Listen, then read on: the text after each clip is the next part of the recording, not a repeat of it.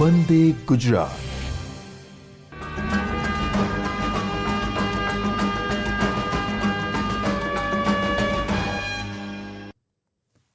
નમસ્કાર. ગુજરાત માધ્યમિક અને ઉચ્ચતર માધ્યમિક શિક્ષણ બોર્ડ ગાંધીનગર ગુજરાત સરકાર અંતર્ગત નીટ પ્રશિક્ષણના તાલીમ વર્ગમાં વિદ્યાર્થી મિત્રો, આજે આપની સાથે હું દિલીપ ધારે વિદ્યુત રસાયણના એકમમાં આજે ત્રીજા એપિસોડમાં આપ સૌનું સ્વાગત કરું છું. વિદ્યાર્થી મિત્રો, આપણે ગત 2 એપિસોડમાં આ પ્રકરણ અને તેમાં આવતા કેટલાક મુદ્દાઓની ચર્ચા, જેમાં રેડોક્સ પ્રક્રિયાને સમજ્યા, જેમાં તત્વોના ઓક્સિડેશન કેવી રીતે ગણવા, તેમાં વિશિષ્ટ સંયોજનોમાં ઓક્સિડેશન ગણતરી કેવી રીતે કરવી, આ બધી બાબતોની આપણે ચર્ચા કરી. વિદ્યાર્થી મિત્રો, આજે હું તમને રેડોક્સ પ્રક્રિયાના અંતર્ગત કેટલાક વારંવાર પૂછાતા જે પ્રશ્નો છે, જે તત્વયોગ મિતીયના અનુસંધાને આ તમને નીટમાં પૂછવામાં આવે છે, તો એના હું 2-4 એક્ઝામ્પલ લઈને તેના પ્રશ્નો તમારી સામે રજૂ કરીશ. વિદ્યાર્થી મિત્રો, આ પ્રકરણ એ એવું પ્રકરણ છે કે જેમાં સિદ્ધાંત સમાયેલો છે રિડક્શનનો અને ઓક્સિડેશનનો.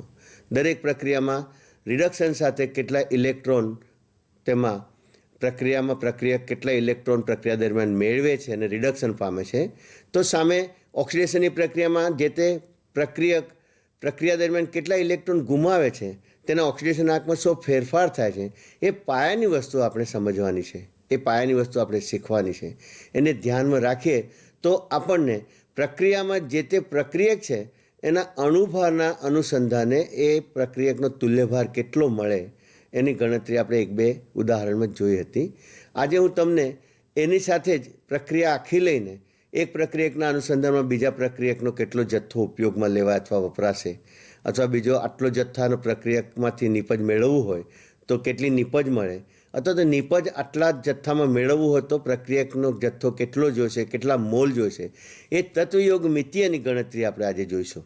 આમ તો આ ગણતરી, જેને તત્વયોગ મિતીયમાં મોલ્સ, પરમાણુ ક્રમાંક, તત્વોના પરમાણુની સંખ્યા, ઇલેક્ટ્રોનની સંખ્યા, જે કંઈ વાયુઓ છે તો તેઓના મોલર કદ, એ બધાની ગણતરી આપણી સાથે કેમેસ્ટ્રીના વિષયને લઈને માન્ય સુભાષ પાનસુરિયા સાહેબે તમને એ શીખવી છે. પણ અહીંયા આપણે રસાયણ વિજ્ઞાનમાં વિદ્યુત રસાયણના અનુસંધાને જાણવા માંગીએ છીએ, જોવા માંગીએ છીએ. તો હું તમારી સામે એક પ્રક્રિયા મૂકું છું ટેલિટોપ પર, અને તેના આધારે આપણે એની ગણતરીઓ જોઈશું અને આજે એને પાકી કરીશું. અને આ તમારા માટેનો મોકો છે. વિદ્યાર્થી મિત્રો, જે રીતે હું તમને આજે આ ગણતરી શીખવી રહ્યો છું, એવી જ ગણતરી આપણે આ પ્રકરણમાં જે ગણતરી બેઝ ઉપર તમને પ્રશ્નો પૂછવામાં આવે છે, એમાં આમ તો આગળ આવશે નર્ન્સ સમીકરણ ઉપરની ગણતરીના દાખલા. એ દાખલા કહેવાય, પણ સરળ ગણતરી કરી શકાય અને તમને જવાબ મળી શકે તેવા જ પ્રશ્નો અમે તમારી સમક્ષ મૂકતા હોય છે નીટની અંદર. એટલે કંઈ એટલું અઘરું હોતું નથી, પણ સમજદારી જરૂરી છે. તમારા પોતાના કરેલા કામમાં તમારો આત્મવિશ્વાસ બહુ જરૂરી છે. મેં તમને અગાઉ પણ કહ્યું કે જ્યારે આપણે જોડાઈએ આ વિષય સાથે અને આ વિષયના કામગીરીમાં, તો હું જેમ તમારી સાથે તૈયારી કરીને આવું છું, થોડાક સારા પ્રશ્નોની ગણતરી અને તેમાં તમારું ધ્યાન દોરવા માટેની વિગતો લઈને આવું છું, તો એ લઈને આવવા માટે મારે થોડું હોમવર્ક તો કરવું પડે ને. તો તમારા માટે પણ એક વાત અગત્યની છે કે નોટબુક, પેન તૈયાર રાખો અને દિલીપ ધારે સાથે કેમેસ્ટ્રીમાં વિદ્યુત રસાયણ સાથે જોડાઈ જાઓ. Let us see on the teletop the question I will read. પ્રશ્ન વાંચ્યું છું તમારી સામે કે MnO4- જે રેડોક્સ આપી છે, MnO4- પ્લસ FeC2O4, એરો ઉપર H ધનાન સૂચવે છે કે એસિડ માધ્યમમાં થતી આ પ્રક્રિયા છે, gives Mn+2 plus Fe+3 plus 2CO2. પ્રશ્ન એ છે કે આ પ્રક્રિયામાં 1 મોલ ફેરસ ઓક્ઝેલેટ FeC2O4 દ્વારા કેટલા મોલ MnO4 આયનનું રિડક્શન થાય. ઓપ્શન તમારી સામે આપ્યા છે. પ્રશ્નને વાંચીએ એટલે ખબર પડવી જોઈએ કે પૂછ્યું છે શું. ફરીથી શું પૂછ્યું છે એમાં ફોકસ કરું તો 1 મોલ જે રિડક્શન કરતા પદાર્થ છે FeC2O4, એના દ્વારા જે ઓક્સિડેશન કરતા MnO4 આયન છે તેમનું રિડક્શન જે થાય તો કેટલા મોલ MnO4 આયનનું રિડક્શન થાય. આવી પ્રક્રિયામાં આપણે સેજ ગણતરી સમજી લેવી પડે એમ છે. તમારી સામે હું એ ગણતરી દર્શાવું કે આપણી પાસે બે પ્રક્રિયક છે, એક ઓક્સિડેશન કરતા છે અને બીજો છે રિડક્શન કરતા. વિદ્યાર્થી મિત્રો, હવે તમને ઓક્સિડેશન આંક મેં તમને સીધા ગણતા શીખવ્યા છે. 4 દુ 8 ઓછા 1 એટલે કે 7.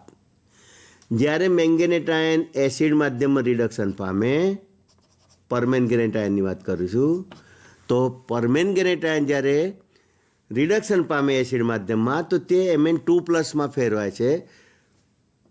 બાકી બેલેન્સ કરવા માટેની વાત છે તો કે 4 O ને બેલેન્સ કરો 4 H2O વડે. અહીંયા આગળ 7 + 7 માંથી +2 થવા માટે આ આયનને 5 ઇલેક્ટ્રોનની જરૂર પડે અને અહીંયા જેમ 4 H2O મૂક્યા તો ધનાયન H આપણને 8 મોલ જોઈએ. વિદ્યાર્થી મિત્રો, આ એક અડધી પ્રક્રિયા પૂરી થઈ ગઈ જેમાં મેંગેનેટ આયનનું રિડક્શન આ રીતે જ થાય. બીજો પ્રક્રિયક ફેરસ ઓક્ઝેલેટ છે. તમને ઓક્ઝેલેટ આયન -2 છે તો આ +2 છે એટલે ફેરસ 2+ ને મારે ફેરસ જ કહેવું પડે. હવે આ પદાર્થ રિડક્શન કરતા છે, એની નીપજ આપણી રેડોક્સમાં આપેલી જ છે. તો કે ફેરસમાંથી ફેરિક બન્યો. કેટલા એકમ ઓક્સિડેશન આંકવો છે? તો કે 1 એકમ. અહીંયા આગળ C2O4 ઓક્ઝેલેટ આયનમાં કાર્બન જે છે તેનો ઓક્સિડેશન આંક +3. એમાં કુલ 3 દુ 6 પ્લસમાંથી અહીંયા કાર્બન ડાયોક્સાઇડ બને 4 દુ 8 બને એટલે 6 માંથી 8 બને એટલે 2 એકમનો વધારો અને ફેરસમાંથી ફેરિક બને તો બીજા 1 એકમનો વધારો. કુલ 3 એકમનો વધારો જે સૂચવે છે કે પ્રક્રિયા થાય, ઓક્ઝેલેટ આયન જે ફેરસ ઓક્ઝેલેટ છે એનું સંપૂર્ણ ઓક્સિડેશન થાય તો તે 3 ઇલેક્ટ્રોન મુક્ત કરશે અને 3 ઇલેક્ટ્રોન જે મુક્ત થશે તે આપણો જે ઓક્સિડેશન કરતા જે છે એ મેળવશે. હવે આપણી વાત એ છે કે આ પ્રક્રિયા જે બેલેન્સ છે, અત્યારે મેં ઇલેક્ટ્રોન કેટલા મુક્ત થાય છે પર અર્ધ પ્રક્રિયા દીઠ અને કોને કેટલા જોઈએ છે એની વાત કરી, પણ બેલેન્સ કરવું હોય તો અહીંયા જરૂરિયાત 5 ઇલેક્ટ્રોનની છે. આપણો રિડક્શન કરતા પદાર્થ 3 ઇલેક્ટ્રોન આપે છે તો એને ઇલેક્ટ્રોનના અનુસંધાને આપણે બેલેન્સ કરવું હોય તો 5 વાળાને આપણે 3 ગુણીએ છીએ, આ 3 વાળાને આપણે 5 ગુણીએ છીએ અને ગુણ્યા પછી આખી પ્રક્રિયા આપણે ફરી લખીએ તો જોઈ શકશો તમે. હવે આ મેં તમને સમજાવ્યું કે આને મેંગેનેટ પરમેંગેનેટ આયનના રિડક્શનને 5 ઇલેક્ટ્રોન જોઈએ છે, એમાં આપણો પ્રક્રિયક 3 ઇલેક્ટ્રોન જ આપે છે. માટે ઇલેક્ટ્રોનની સંખ્યાને બેલેન્સ કરવા માટે આપણે એને 5 વાળાને 3 અને 3 વાળાને 5 ગુણીએ છીએ, તમને ખબર છે. તો હવે ગુણ્યા પછીની પ્રક્રિયાનું પરિણામ એ આવશે કે 3MnO4- પ્લસ બધું જ ગુણવાનું છે, 8 તોર તરી 24 H ધનાયન. આ બાજુ આ પણ પ્રક્રિયક છે +5 FeC2O4. હવે નીપજ બાજુ જઈએ તો અહીંયા 3 Mn છે, આખા પ્રક્રિયા 3 ગુણે તો 3 Mn+2 બને, 3 ગુણે છે 4 તરી 12 H2O બને.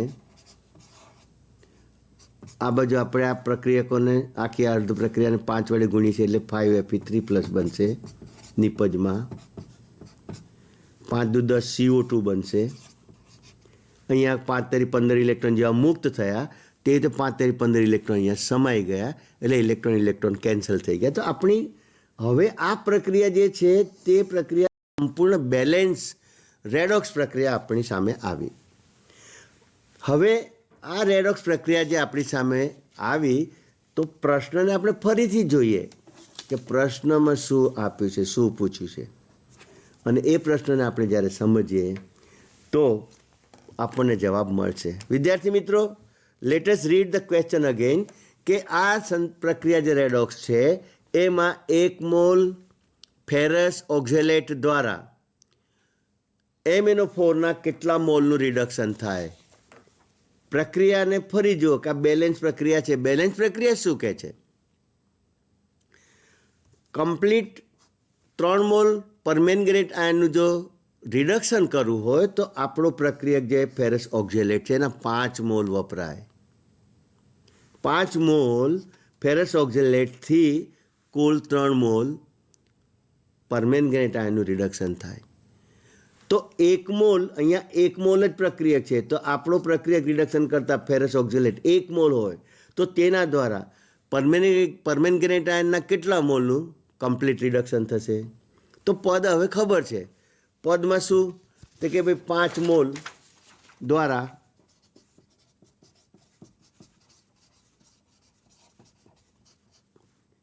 3 મોલ પરમેંગનેટ આયનનું રિડક્શન થાય, માટે 1 મોલ દ્વારા કેટલા?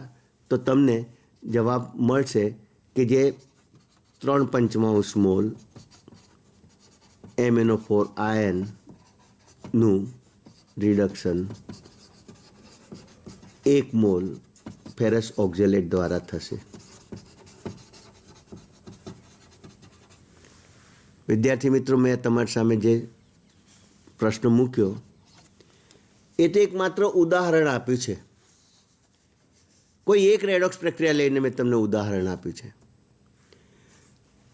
પ્રશ્ન જે હતો એનો તમને મેં જવાબ આપ્યો છે. પણ આપણી આ પ્રક્રિયા જે મૂળ છે, જેને બેલેન્સ કરીને મેં તમારી સમક્ષ મૂકી, ફરી વાંચું, 3MnO4- + 24HIN + 5 FeC2O4 gives 3Mn2 + 12H2O + 5Fe3 + 10CO2. આજે અમે પ્રક્રિયા આપી. તો પ્રક્રિયકમાં ભલે પ્રક્રિયક તરીકે ભાગ લેતો આયન પરમેંગનેટ આયન છે, પણ તે મૂળભૂત સંયોજન તો KMnO4 રૂપે હોય છે. MnO4 કોઈ પણ ઋણાયનો આપણને થોડી માર્કેટમાં ઋણાયન તરીકે મળી શકે, ઉપલબ્ધ હોય ના હોય. એ કયા સંયોજન રૂપે હોય તો કે પોટેશિયમ પરમેંગનેટ રૂપે. એનો એક અણુભાર 158 ગ્રામ પ્રતિ મોલ થાય છે. ફેરસ ઓક્ઝેલેટ FeC2O4 એ તો મૂળભૂત સંયોજન રૂપે જ, પ્રક્રિયક રૂપે જ આપેલો છે. એટલે એ સંયોજન છે તો સંયોજનનો અણુભાર પણ મળે. આપણે ગણી કાઢીએ કેટલો થાય, તો ગણી કાઢીએ તો Fe5 6 2 કાર્બનનો 24 અને 64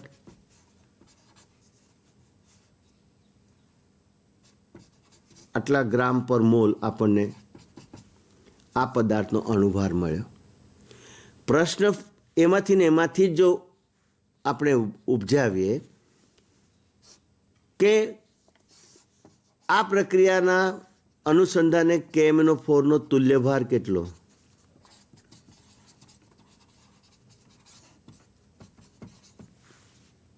બીજો પ્રશ્ન કે KMnO4 નું કેટલું વજનની જગ્યાએ દળ શબ્દ લઈશું, કેટલું દળ 1 મોલ ઇલેક્ટ્રોન મેળવશે? કારણ કે એ ઓક્સિજન છે એટલે એનું રિડક્શન જ થાય.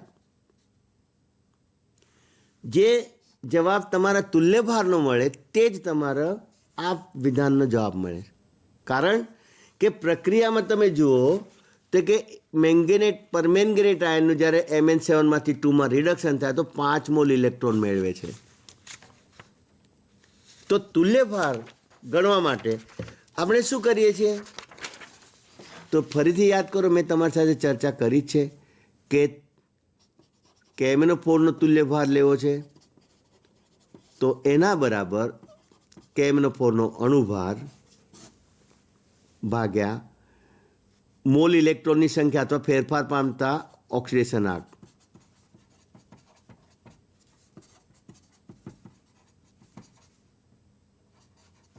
જો અણુભાર 158 છે. ઓક્સિડેશનમાં કેટલો ફેરફાર થાય? 7 થી 2 બનવામાં 5 એકમ. બીજા શબ્દોમાં કહીએ તો KMnO4 ને MnO4- આયન જ્યારે Mn2+ ફેરવાશે તો કેટલા મોલ ઇલેક્ટ્રોન મેળવશે? તમે ઇલેક્ટ્રોનની સંખ્યાનો ફેરફાર લખો તોય ચાલે, તમે ઓક્સિડેશનમાં થયેલો ફેરફાર લખો તો પણ ચાલે. એટલે કે 158 ગ્રામ જે દ્રવ્યનું વજન છે KMnO4નું, તેના દ્વારા 5 મોલ ઇલેક્ટ્રોનનો ફેરફાર થાય છે. પણ 1 મોલ ઇલેક્ટ્રોનના ફેરફાર સાથે સંકળાયેલું વજન એ તે પદાર્થનો તુલ્યભાર ગણાય છે. તો આપણે 158 ગ્રામે 5 મોલનો ફેરફાર, તો 1 મોલ ઇલેક્ટ્રોન માટે કેટલો? 5 ભાગી કાઢીએ, 31.6 તમને જવાબ મળશે. વિદ્યાર્થી મિત્રો, આ થયો KMnO4નો તુલ્યભાર. અને આનો આ જ વજન જે ગ્રામ પર ઇક્વેલન્ટ મળ્યું, એટલું જ વજન KMnO4નું 1 મોલ ઇલેક્ટ્રોનનો ફેરફાર અનુભવશે. એટલે પેલો પ્રશ્ન અહીંયા સામે ફરી રહ્યો તમારી સામે. જુઓ તો કે KMnO4નો તુલ્યભાર કેટલો, તો તમે 158/5 કર્યો, મળી ગયો જવાબ. સારું, KMnO4નું કેટલું વજન 1 મોલ ઇલેક્ટ્રોન મેળવશે? ફરી જવાબ એનો એ જ, કેટલો? તુલ્યભાર જેટલું વજન. તુલ્યભારનું વજન એ જ 1 મોલ ઇલેક્ટ્રોનના ફેરફાર સાથે સંકળાયેલું વજન છે. તમે જેમ KMnO4ના તુલ્યભારની ગણતરી પૂછી, તો આપણે આ પદાર્થ જેનો અણુભાર હમણાં તમારી સામે ગણ્યો, મારે એનો પણ તુલ્યભાર ગણવો છે. મારે એના સંદર્ભે પણ નક્કી કરવું છે કે ભાઈ એનો કેટલા દ્રવ્યનો જથ્થો 1 મોલ ઇલેક્ટ્રોન મુક્ત કરશે. ચાલો, તો અણુભાર છે, તો તુલ્યભાર તમારી સામે કેવી રીતે મળશે? તો કે ફેરસ ઓક્ઝેલેટ એનો તુલ્યભાર અણુભાર ભાગ્યા ઓક્સિડેશન આંકમાં ફેરફાર. નક્કી કરો, ફેરફાર યાદ છે તમને? તમને ના યાદ હોય તો ફેરસ એ ફેરિક બન્યો હતો. ઓક્ઝેલેટ આયન જે છે એ કાર્બન ડાયોક્સાઇડ બન્યો હતો. આ 2માંથી 3 થયો એટલે 1 ઇલેક્ટ્રોનનો ફેરફાર તો દેખાય જ છે. પણ અહીંયા આગળ ઓક્ઝેલેટ આયન જે +6માંથી જ્યારે 2 અણુ CO2 બનશે એટલે 4 2 8માં ફેરવાશે, 6માંથી 8 બનશે, બીજા 2 ઇલેક્ટ્રોન મુક્ત કરે, એટલે કે એક જ મોલ કુલ 3 મોલ ઇલેક્ટ્રોન મુક્ત કરે છે. બીજા શબ્દોમાં કહે તો આ પ્રક્રિયક એની નિપજમાં ફેરવાય ત્યારે તેના ઓક્સિડેશન આંકમાં કુલ 3 એકમનો ફેરફાર થશે. એટલે કે આપણા પદાર્થના અણુના અણુભારને આપણે 3 ભાગવું પડશે. એટલે દેખીતી વાત છે કે આપણને 48 ગ્રામ પર મોલ આ પદાર્થની સાથે તુલ્યભારની ગણતરી મળી. તો વિદ્યાર્થી મિત્રો, મેં તમારી સામે એક પ્રક્રિયાની ગણતરી કરાવીને એમાં કયો પ્રશ્ન કેવી રીતે પૂછી શકાય એ મેં મૂક્યો છે, એ મેં સમજાવ્યું છે. અને આપણું મૂળભૂત પેજ ફરી તમારી સામે આવી ગયું, જ્યાં આગળ ટેલિટોપમાં મારે તમને એક પહેલો પ્રશ્ન જે સમજાયો હતો કે 1 મોલ ફેરસ ઓક્ઝેલેટ દ્વારા આપણે MnO4ના કેટલા મોલનું રિડક્શન થશે? તો જવાબ શું આવશે? 3/5. જવાબ શું આવશે? 3/5. કારણ કે જવાબ 3/5 આવશે કે 5/3 આવશે? મેં તો 3/5 કહેતા કહી દીધું, મારે વેરીફાઈ કરવું પડશે. તો આપણી રેડોક્સ પ્રક્રિયા આપણે ફરી જોઈએ. આ રેડોક્સ પ્રક્રિયામાં 3 મોલ KMnO4ના આયન માટે 5 મોલની જરૂર પડી. તો 5 મોલ દ્વારા 3 મોલનું રિડક્શન થાય, તો 1 મોલ દ્વારા કેટલાનું થાય? ફરી પદ યાદ રાખો, 5 મોલ FeC2O4 દ્વારા 3 મોલ MnO4- આયન રિડક્શન થાય. તો આપણા પ્રક્રિયકનો 1 મોલ લે તો એના દ્વારા કેટલું થાય? તો 5 3 તો 1 કેટલું? તો 3/5. ઊંધો પ્રશ્ન મૂક્યો હતો કે 1 મોલ MnO4- આયનના રિડક્શન માટે આ જે પ્રક્રિયક છે એના કેટલા મોલ જોઈએ? તો 3 મોલ માટે આના 5 મોલ જોઈએ, તો આના 1 મોલ માટે કેટલા જોઈએ? તો ત્યાં 5/3 થાય. પણ તમને પૂછ્યું છે કે આ રિડક્શન કરતા જે છે એના 1 મોલ દ્વારા કેટલા MnO4 આયનનું રિડક્શન થાય? તો કે MnO4- આયન જે છે એના 5 દ્વારા 3નું, તો 1 દ્વારા 3/5. તો પ્રશ્નને તમારે સમજવાનું છે કે કયા એંગલથી પૂછ્યું છે અને જવાબ આપણે એની સાથે કરવાનો છે. તો તમને આની સામે જવાબ મળી ગયો 3/5. વિદ્યાર્થી મિત્રો, મજા આવે છે ને? કારણ કે ચર્ચા એક સારી રીતે એક વસ્તુને સમજીએ તો તમે અનેક પ્રશ્નોનું સમાધાન કરી શકો. આપણી પ્રક્રિયા એની એ જ છે અને એની અનુસંધાનમાં બીજો પ્રશ્ન મૂક્યો છે જેની મેં તમને ગણતરી સમજાવી દીધેલ છે. તેમ છતાં હું ફરી વાંચીશ કે ફેરસ ઓક્ઝેલેટનો અણુભાર 144 ગ્રામ પર મોલ છે. નીચેની પ્રક્રિયામાં 1 મોલ ઓક્સિડેશન કરતાના રિડક્શન માટે કેટલા ગ્રામ FeC2O4ની જરૂર પડે? હવે ખૂબી જુઓ આ પ્રશ્નની. ઉપર મેં રિડક્શન કરતાં ફેરસ ઓક્ઝિલેટ હતો, પણ ઓક્સિજન કરતાં મેં પરમેંગેનેટ આયન લીધો હતો, પણ અહીંયા એ જ ફેરસ ઓક્ઝિલેટ સાથે ઓક્સિજન કરતાં તરીકે મેં પદાર્થ બદલી કાઢ્યો છે, ડાયક્રોમેટ આયન લીધો છે. તો મારે તો ડાયક્રોમેટ આયનના અનુસંધાનમાં જવાબ કાઢવાની વાત આવે છે. તો આ રીતે જ્યારે આપણે વિચારીએ તો પ્રશ્નને સમજવું પડે કે શું પૂછ્યું છે. બસ આ જ જગ્યાએ તમારી ખરી કસોટી થાય છે. અણુભાર આપ્યો છે ફેરસ ઓક્ઝેલેટને 144. પ્રશ્નને ફરી વાંચીએ કે નીચેની પ્રક્રિયા પ્રમાણે 1 મોલ ઓક્સિજન કરતાના રિડક્શન માટે, એટલે કે ઓક્સિજન કરતા પદાર્થ કયો છે આપણી પાસે? Dichromate ion Cr2O7.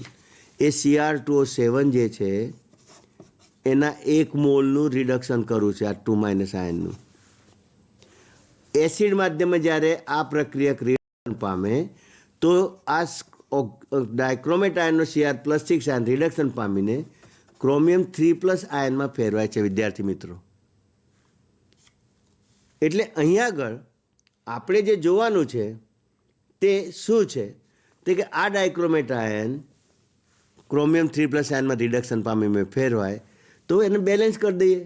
તો કે અહીંયા 7 O સાથે 7 H2O બનશે. અહીંયા 7 H2O માટે 14 H ધન આયન જોઈશે, પણ ઇલેક્ટ્રોન કેટલા જોઈશે ગણી કાઢો. ઓક્સિજન આ કુલ અહીંયા કેટલો છે? 6 દુ 12.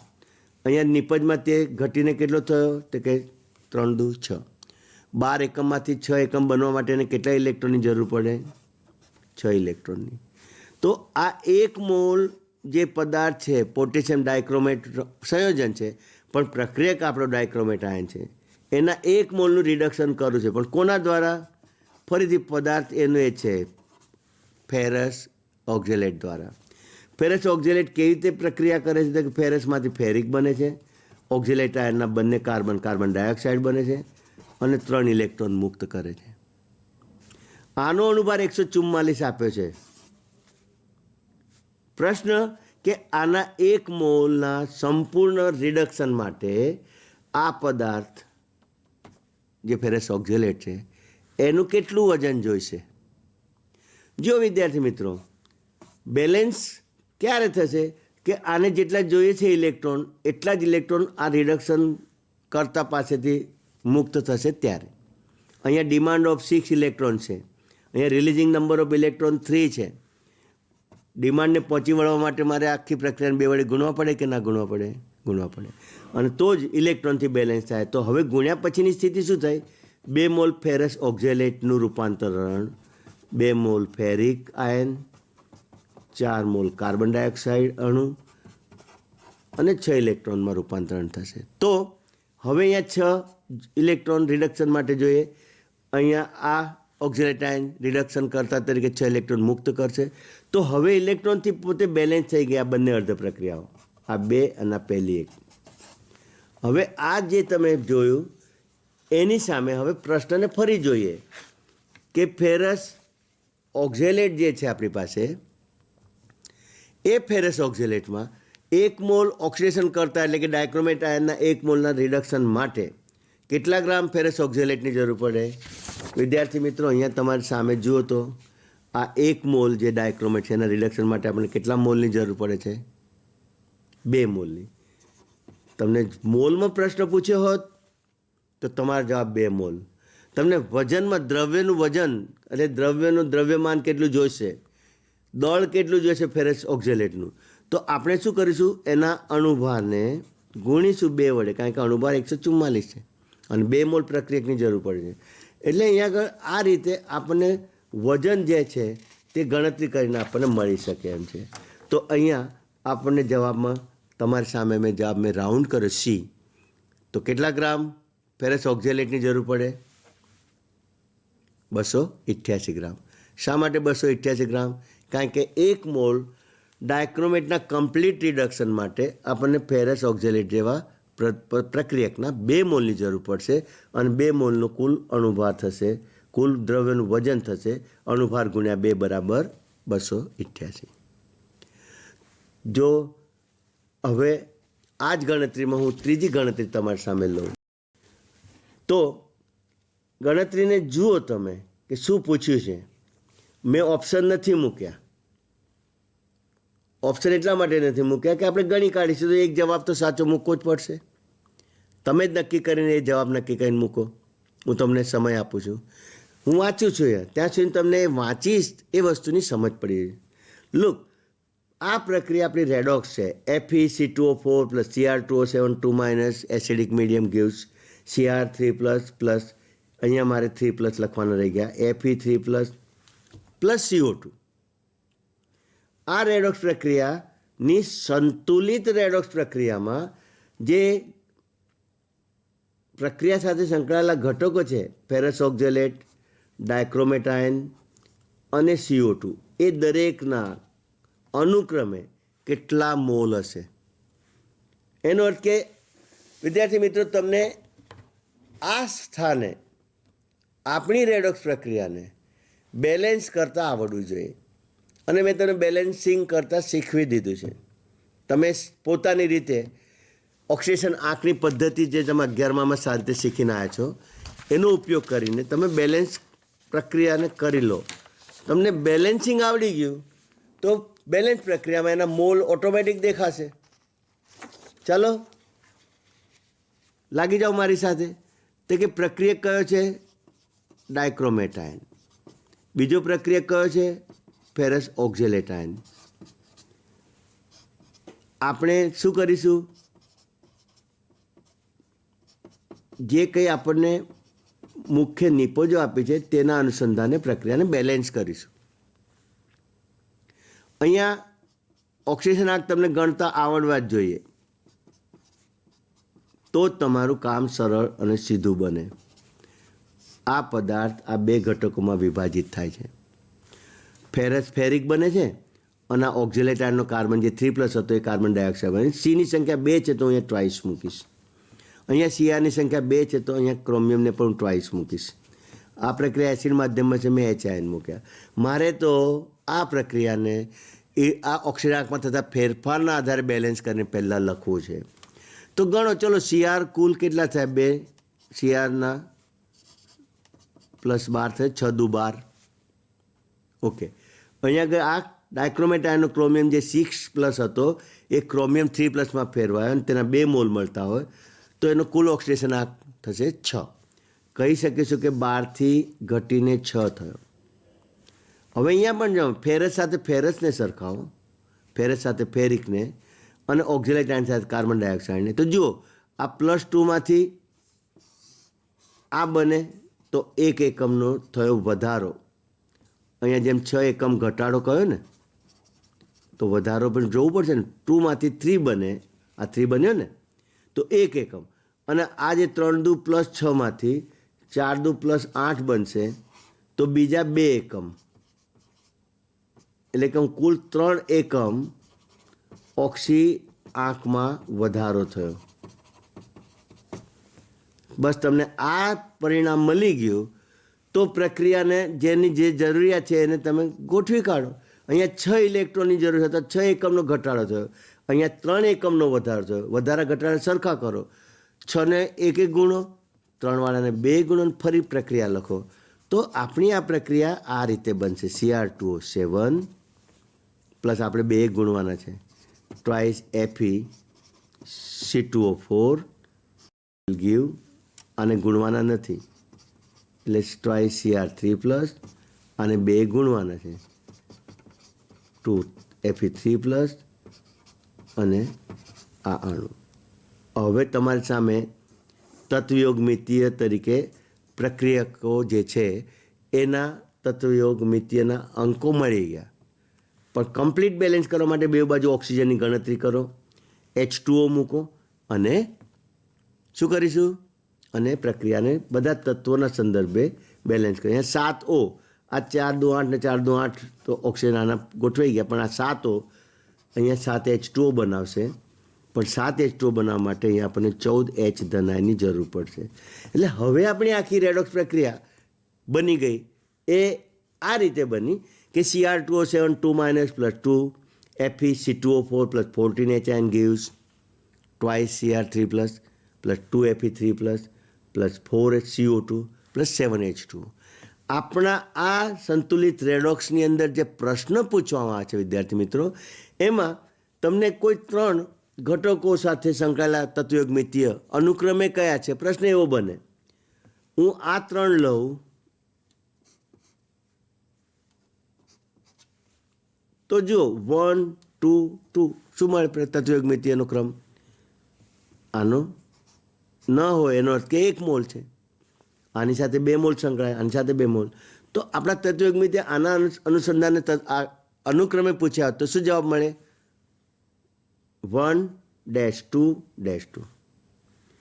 આના અનુસંધાને ધારો કે આ 2 પૂછ્યા હોત, CO2 અને H2O, બેલેન્સ પ્રક્રિયાની વાત ચાલે છે, તો 1 4 7 થાય. આના અનુસંધાને પૂછે તો 2 4 7 થાય.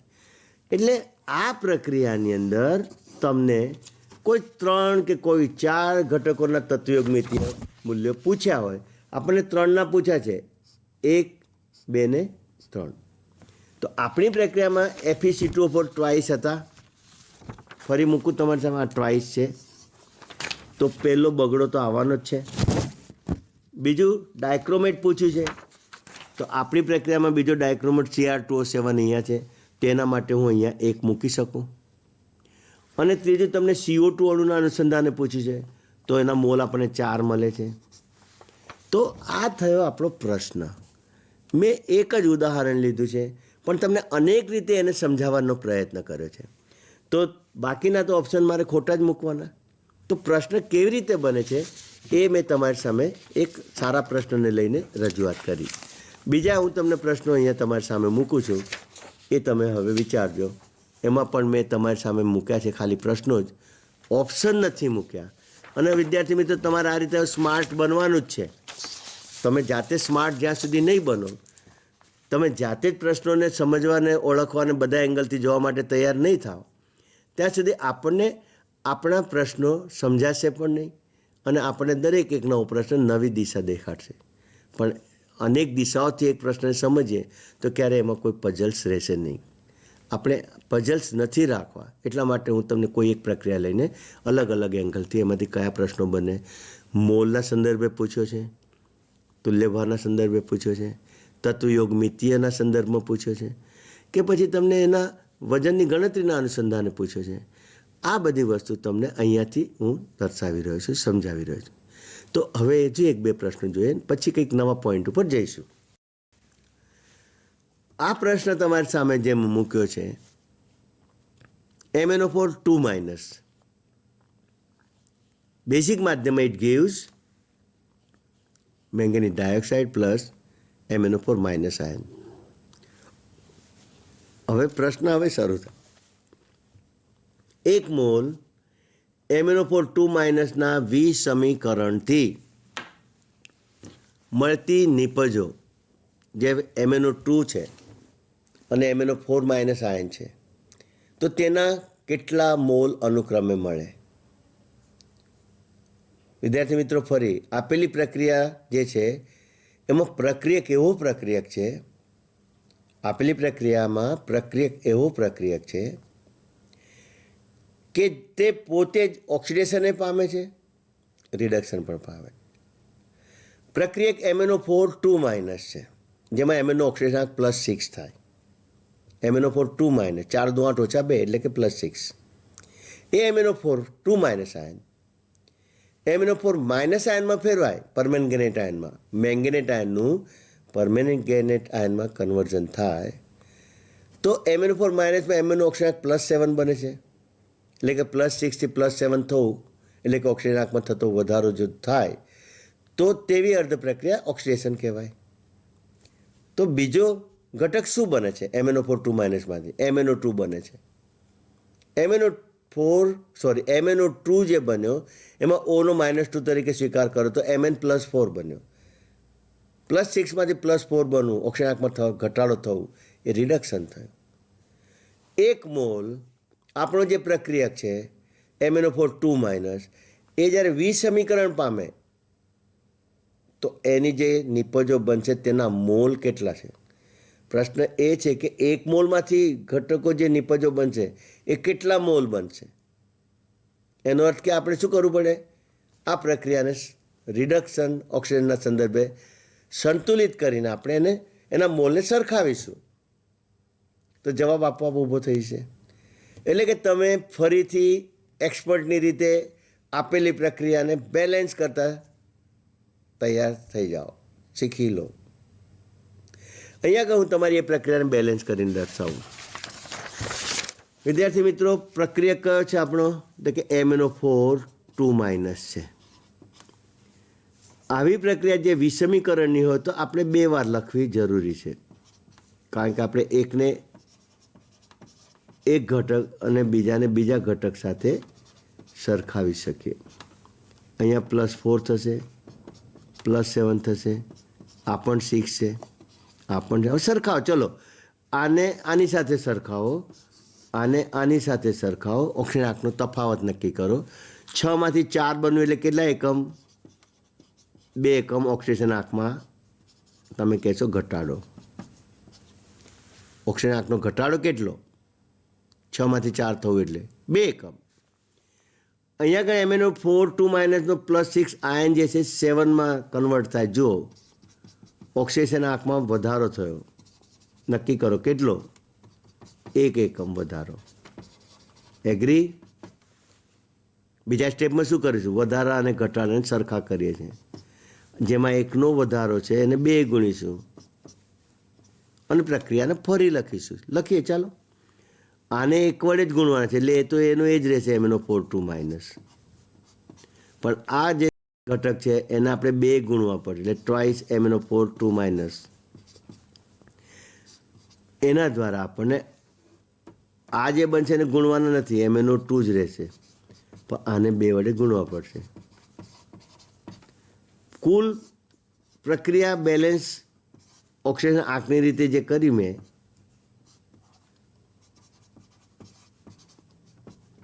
તો પ્રક્રિયા આપણી આ થઈ. કઈ થઈ? કે 3 MnO4 એટલે કે આ મેંગેનેટ આયનના 3 મોલનું વિષમીકરણ થાય ત્યારે 1 મોલ મેંગેનીઝ ડાયોક્સાઇડ મળે અને 2 મોલ આપણને પરમેંગેનેટ આયન મળે. પ્રશ્ન આ છે કે આ બેલેન્સ પ્રક્રિયામાં મોલ પ્રમાણ જો 3:1:2. આ 3 મોલ લે ત્યારે આપણને 1 મોલ મળશે, ત્યારે આપણને આ ઘટક પણ 2 મોલ મળશે. પ્રશ્ન 3 મોલે કેટલા મળશે એ નથી પૂછ્યું. 1 મોલ આપણો પ્રક્રિયક હોત તો આ જે MnO2 છે એના કેટલા મોલ મળે? 1 મોલ આ પ્રક્રિયક હોય તો આની આ જ પ્રક્રિયામાં આ જે પરમેંગેનેટ આયન છે એના કેટલા મોલ મળે? તો પદ મૂકી દો અને જવાબ કાઢો. ચલો, 3 મોલે MnO2 કેટલા મોલ મળશે? તો કે 1 મોલ. તો 1 મોલે કેટલા? મળી ગયો જવાબ, 1/3 મોલ. અહીંયા લખું તો ચાલે. How many moles of the manganese dioxide will be obtained by the disproportionation reaction of MnO4 2- ion of 1 mole. આ 1 મોલ લઈને પૂછ્યું છે. 3 એ 1 મોલ તો 1 કેટલા? તો કે 1/3 મોલ. ફરી આનો આ જ પ્રશ્ન આને પૂછો. 3 મોલ મેંગેનેટ આયનમાંથી 2 મોલ પરમેંગેનેટ આયન મળે. 1 કેટલા? વિદ્યાર્થી મિત્રો, આ જે મેં ગણતરી દર્શાવી, પણ મને ખબર છે કે મારે તમારી સાથે ચર્ચામાં આ પ્રશ્નને મૂકવાનો છે, જવાબ કાઢવાનો જ છે, તો પછી મેં ઓપ્શન એટલા માટે જ નથી અહીંયા દર્શાવ્યા. હવે મારે એક જવાબ તો સાચો મૂકવાનો છે ને. તમે પણ વિચારો છો ને કે દર વખતે એ જ જવાબ મુકાય એવું થોડી હોય. એ પણ હોઈ શકે, બી પણ હોઈ શકે, સી પણ હોઈ શકે, ડી પણ હોઈ શકે. તો અહીંયા આગળ પ્રશ્ન તમને જે પૂછ્યો છે ને એનો અનુક્રમ જોઈને જવાબ કરવાનો. ઘણી વખતે પહેલાં MnO4- અને પછી MnO2 મૂક્યું હોય તો એ ક્રમમાં જવાબ બને. અત્યારે આપણે જે MnO2 અને MnO4- છે તો MnO2ની આપણે ગણતરી કરીએ 1/3 મોલ અને MnO4- 1/2 મોલ ના.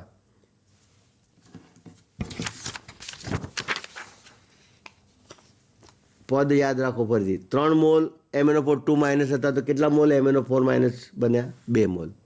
1 મોલે કેટલા બનશે? મેં ભૂલમાં 1/2 લખી દીધા. કેટલા બને કહો? ચાલો, 3 એ 2 તો 1 કેટલા? 2/3. ફરીથી પદ જુઓ કે 3 મોલ આ પ્રક્રિયકમાંથી 2 મોલ આ બને, તો આના 1 મોલમાંથી કેટલા બને? તો 2/3. બરાબર છે ને? સુધારો આવ્યો કે ના આવ્યો? તો ઘણી વખત આપણને ખબર છે, આપણે ગણિત જાણીએ છીએ, તો પણ આપણી ઉતાવળ આપણને ભૂલમાં મૂકી શકે. તમે જ્યારે પરીક્ષા આપતા હો છો ને, ત્યારે વિદ્યાર્થી મિત્રો તમે જ્યારે પરીક્ષામાં બેઠા હો છો ત્યારે તમારું મગજ ઘડિયાળની કાંટાની સાથે એટલું ફાસ્ટ દોડતું હોય છે કે આ મેં જે તમારી સામે ભૂલ કરી એવી તમારી ભૂલ થઈ જાય છે. સાચો જવાબ છે, તમે જાણો છો, તમે ગણિત કરીને મેળવે છે, તો પણ આપણા માર્કિંગમાં ભૂલ થાય. અને ક્યારેક ઓપ્શનમાં એવા ક્લોઝ મૂલ્યો મૂકેલા હોય કે જેની સાથે તમારો પેલો ખોટો જવાબ મેચ થતો હોય, આપણે ખોટું કરીને આવી જઈએ. દાખલો આપણો પ્રશ્ન જે આપણા નીટનો ખોટો પડે છે એ તો એના ગુણ તો આપણે ગુમાવીએ છીએ, પણ પેનલ્ટીનો 1 માર્ક વધારાનો ગુમાવીએ છીએ. એટલે જ્યારે તમે જવાબને ચકાસો છો ને, ફરી પ્રશ્ન કરો કે મેં આજે નક્કી કર્યો જવાબ, is it correct, let me check again. આટલું છે જ, કારણ કે તમે આખી ગણતરી કરીને ટાઈમ તો વાપરે જ છે. ચેક અગેન, તો ચેક અગેનમાં લાસ્ટ મોમેન્ટને જ આપણે જોવાની છે, સારી રીતે કોન્શિયસ બનીને પછી આપણે ટીક કરવાનું છે. આ છે આપણી ચોકસાઈ. આવડતામાંથી જ માર્ક ના જ જવા જોઈએ ને. આ કંઈક આપણને ના આવડતું હોય અને તમે ગેસ કરો અથવા કોઈ ગણતરી કરો, એના આધારે તમે પોતાનો નિર્ણય બાંધો, પણ જે ખરેખર આવડે છે એમાંથી માર્ક ના જવા જોઈએ. So our answer is corrected. I corrected the answer in your presence. I also showed that how I did the mistake during the calculation. I didn't made the calculation wrong. Calculation was correct. But look, the final answer what I give in terms of the MnO4 minus, that was 1/2. It was not correct. How? Because the proportion what I gave you, for 3 moles of the MnO4 2 minus, it gives 2 moles of the MnO4 minus ion. Therefore, what about for 1 mole of the reactant? That became 2/3 moles, not 1/2.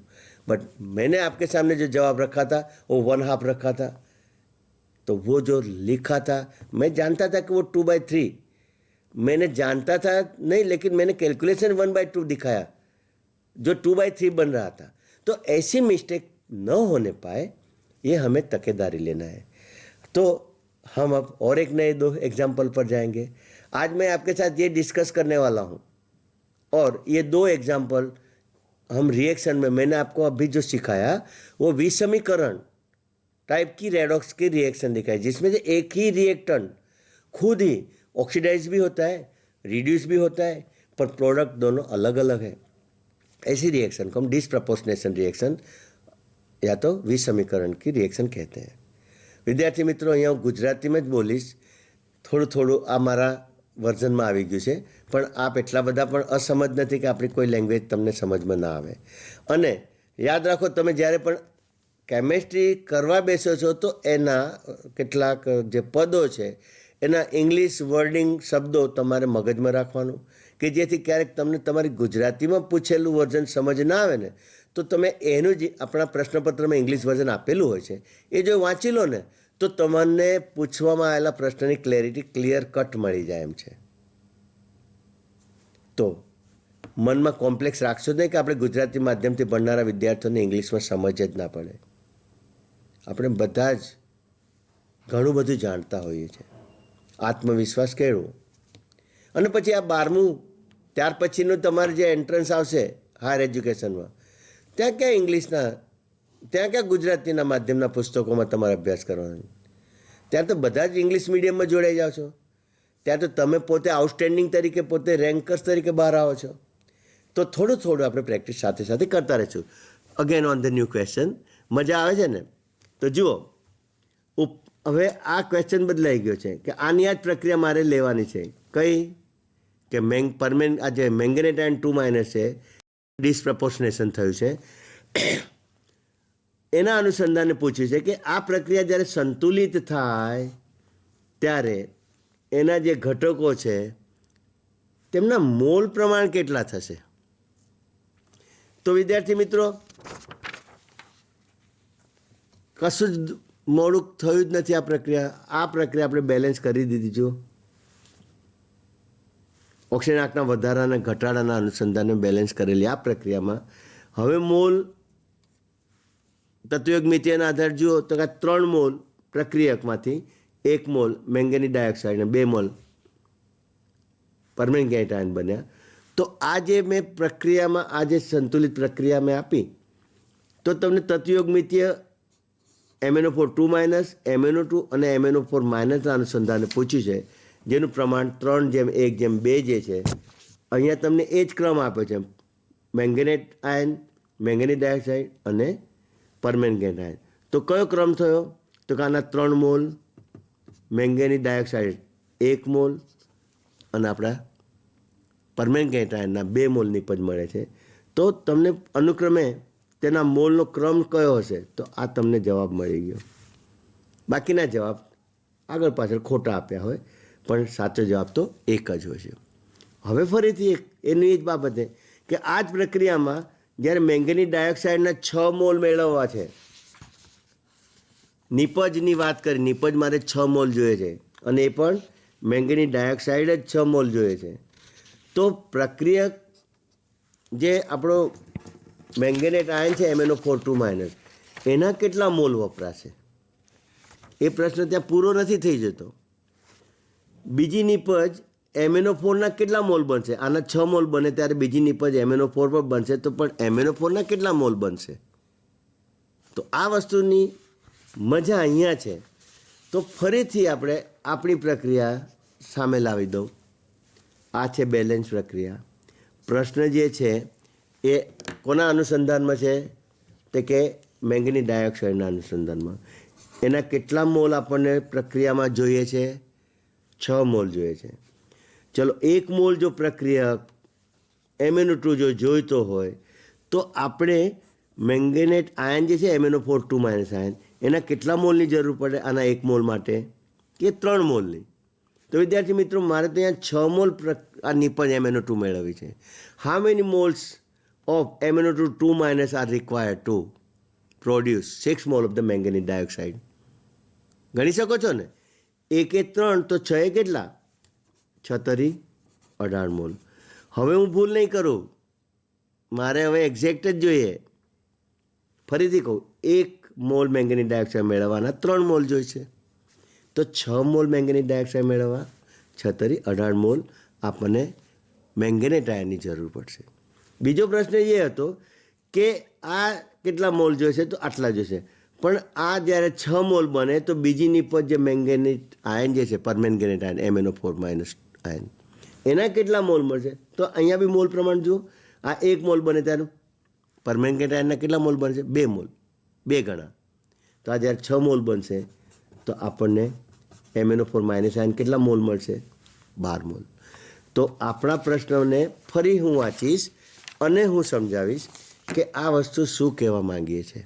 વિદ્યાર્થી મિત્રો, look, ઉપરોક્ત પ્રક્રિયામાં manganese ડાયોક્સાઇડના 6 mall મેળવવા MnO4 2- આયનના કેટલા mall વપરાશે? હમણાં 18 mall વપરાશે. કોણ? MnO4 2- આયન, એના 18 મોલ. જ્યારે આ 6 મોલ મેંગેનીઝ ડાયોક્સાઇડ બન્યા હોય ત્યારે બીજી નિપજ મેંગેનીઝ પરમેંગેનેટ આયન કેટલા મોલ બનશે? તો એના 2 ગણા, એટલે કે 6 દુ 12 મોલ આપણને MnO4- આયનના મળશે. તો તમારે આ 4 ઓપ્શનમાં 18-12 લખ્યા હશે, ક્યાંક 12-18 લખ્યા હશે, ક્યાંક 18-10 લખ્યા હશે, ક્યાંક 10-12 લખ્યા. આપણે તો જવાબ એક સાચો જોઈએ. આઈ મેડ આન્સર સી, અહીંયા આઈ મેડ આન્સર બી, અહીંયા આઈ મેડ કરેક્ટ આન્સર ઇઝ ડી. એ જ આપણે આ પ્રશ્ન આપણે જોઈ ગયા. વિદ્યાર્થી મિત્રો, વિદ્યુત રસાયણમાં એક પ્રિલિમિનરી ગણતરી માટે આ પ્રશ્નો તમારી સામે જે મૂક્યા એ ખૂબ મહત્ત્વના છે. મારી કોશિશ હશે કે અમુક પાર્ટ થયા પછી, અમુક સારું ડિસ્કશન, અમુક મુદ્દાઓ થઈ ગયા પછી હું તમને પોતાને પ્રેક્ટિસ મળી રહે તે માટેના કેટલાક પ્રશ્નોનું બંચ ટેલિટોપ પરથી આપીશ. આપ સ્માર્ટ વિદ્યાર્થી છો. ટેલિટોપ પર મૂકેલું પ્રશ્નપત્ર હું પાના ફેરું એમ તમે ક્લિક કરી શકો એમ છો અને ક્લિક કરીને એના આન્સર તમે ગણી શકો એમ છો. તમારા આન્સર ગણીને તૈયાર રાખ્યા હશે. હું નેક્સ્ટ એપિસોડમાં જ્યારે મળું ને ત્યારે એના જવાબ તમારી સામે મૂક્યા હોય. You can check yourself that up to what extent you are correct. તો આ એક આપણી એક્સરસાઇઝ કરી શકાશે, કરીશું આપણે. હવે આ પ્રકરણમાં રિડક્શન કરતાં, ઓક્સિડેશન કરતાં, ઓક્સિડેશન આંકની ગણતરી, રેડોક્સને બેલેન્સ કરવું, તેના ઘટકોના તત્વયોગ મિતિયની ગણતરી, તુલ્યભારની ગણતરી, આ બધું મારું માનવું છે કે મેં તમને ખૂબ શાંતિથી સારી રીતે શીખવ્યું છે. તો તમે વિચારો કે તમે રેડોક્સ પાર્ટ ભણીને આવ્યા, તમે આ 12મા સ્ટેન્ડર્ડમાં ઇલેક્ટ્રોકેમિસ્ટ્રીવાળો પાર્ટ ભણીને આવ્યા, તો એ બધામાં આવી ગણતરી તમે ક્યાં જોઈ? Have you seen anywhere? Nowhere. તો શું એ આપણા કોર્સમાં નહોતું, આપણે પાઠ્યપુસ્તકમાં મૂકવા જેવું નહોતું? તો હતું કે નહોતું, પણ છે કે નહીં એનો વિચાર કરો ને. તો આપણી ગણતરીમાં છે. એ જે ગણતરી છે એ ગણતરીઓ તમને આપણે જે પ્રયોગશાળામાં જે રેડોક્સ ટાઇટ્રેશન ધોરણ 12માં કરીએ છીએ ને એમાં તમે સપ્રમાણતા, મોલારિટી અને આપેલા પ્રક્રિયકના ગ્રામ્સ પર લીટર સાંદ્રતા આની ગણતરી કરો છો. એમાં ગ્રામ્સ પર લીટરની જ્યારે ગણતરી કરો છો ત્યારે તમે સૂત્રો મૂકો છો કે પદાર્થનો તુલ્યભાર ગુણ્યા સપ્રમાણતા જે આવી એ બેનો ગુણાકાર એટલા ગ્રામ્સ પર લીટર દ્રવ્યના ઓગાળેલા છે, એટલે સાંદ્રતા મળી જાય. તો ત્યાં પ્રયોગશાળામાં આ ગણતરી આપેલી છે, પણ પ્રશ્નનો કન્સેપ્ટ આપણા રેડોક્સ સાથે સંકળાયેલો છે. ત્યાં પણ તમે ગણતરીમાં તુલ્યભાર તો લેશો જ, પણ ફેરસ સલ્ફેટ માટે તમે 178 અણુભાર હોય તો તેનો તુલ્યભાર 178 જ લો છો, ગણો છો અને જવાબ આપો છો. ત્યારે તમે એ નથી વિચારતા કે આનો અણુભારનો તુલ્યભાર સમાન કેમ છે. તો ત્યાં આગળ કન્સેપ્ટ આનો આ જ છે કે ફેરસ ફેરિક એક ઇલેક્ટ્રોનનો ફેરફાર છે, માટે અણુભારને એકે ભાગવાથી જે અણુભાર છે તે તેનો તુલ્યભાર બન્યો. આપણા પ્રયોગોમાં KMnO4ના તુલ્યભારની ગણતરી આપણે આપતા નથી. આપી ના શકાય એવું નથી, પણ આપણે આપતા નથી. કારણ કે KMnO4ની સાંદ્રતા આપીને એની સામે જે રિડ્યુસિંગ એજન્ટ છે તેમની જ ગણતરીઓ આપણે પ્રયોગમાં લઈએ છીએ. એટલા માટે ત્યાં KMnO4 છે પ્રક્રિયક આપણો, પણ એનો તુલ્યભાર આપણે ત્યાં ગણતરીમાં દર્શાવતા નથી. આ બધી વસ્તુઓ કન્સેપ્ટ છે, પણ એ આપણા માટે નીટની સાઇઝમાં આવે છે. તમારું એ જ્ઞાન બી ચકાસવા માટે નીટમાં આમાંના પ્રશ્નો મુકાય છે. મારે આપેલા આ 2 એપિસોડમાં આપેલી ગણતરીઓથી તમને એકાદ પ્રશ્ન પણ જો મળી જાય તો you will be highly benefited on the basis of NEET. વિદ્યાર્થી મિત્રો, હવે આપણે પાઠની અંદર કેટલીક વિગતો જે પાયાની વસ્તુ છે, સમજદારી જરૂરી છે, એ વસ્તુ હું તમારી સામે ઘણી વસ્તુ તમે શીખ્યા છો એને હું વધુ લાંબુ ન ચર્ચામાં લેતા એના મુખ્ય મુદ્દાઓ હાઇલાઇટ કરીને તમારી સાથે હું આગળ નીકળીશ. અને પછી જેમ જેમ એ મુદ્દાઓ મેં ચર્ચામાં લીધા તો એના અનુસંધાનમાં કેવા પ્રશ્નો આપણી સામે આવી શકે છે એ આપણે ચર્ચામાં લઈશું.